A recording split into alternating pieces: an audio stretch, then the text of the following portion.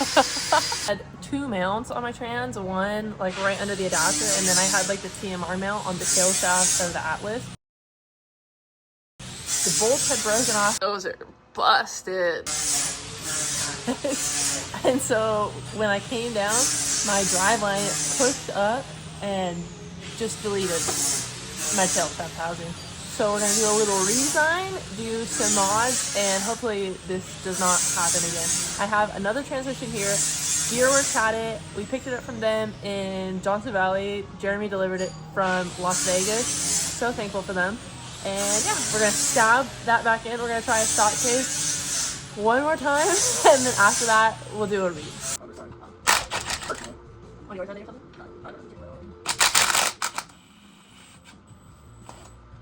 I'm gonna there. So you gotta reach in there to get these fittings.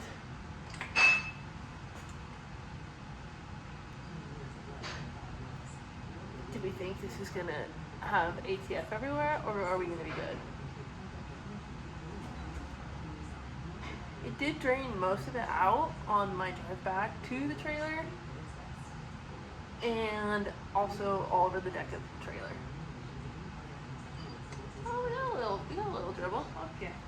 Okay. Frick. Alright, we're good. Alright. Got a few over here, some up top, and then on the other side, and then we will get this thing yanked down. Chris is the strongest man on the planet, so he just likes to lift him out by himself. Trans is on the ground. We are going to take this transmission to my trans builder. He doesn't know it yet, but we're going to have him swap all the internals from this case to a new case.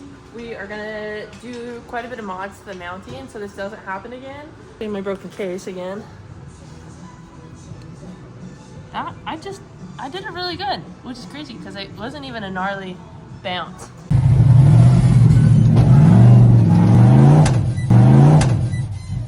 But I think it was just because quite a few things.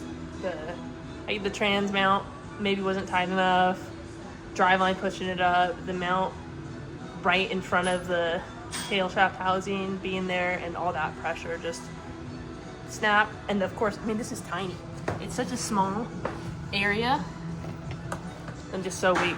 Sucks. And we even did this before to help it not break, which it didn't break there, but it did break there, which sucks.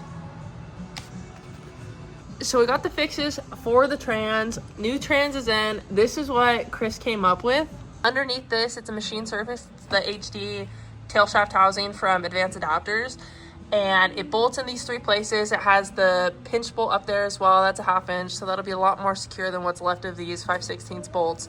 These just had it was like a collar around this, and each time when my axle was dropping out, it was just putting so much pressure and it was breaking those bolts off, thus breaking my transmission case, is the theory we have. And then Chris added these stiffeners right here as well. So he tied into the oil pan, which I think is just such a cool idea, just to distribute the load. And then it bolts underneath this adapter right there, or cross member, I should say, on the adapter between the transmission and the transfer case. This is where it was breaking. You can see how not broken it is, and we're hoping to keep it that way. Overall, this design is a lot more engineered. Chris put a lot of thought into this. It's going to be way stronger. Everybody before was just saying reed case, and on the previous mount, that probably still would have broken. Everything can break. A reed case isn't indestructible, although very, very strong. If we have issues again, that is probably what we'll go to, just because, I mean, I don't know if you can get more sturdy than this. So that's it for now. We will catch you guys on the next one.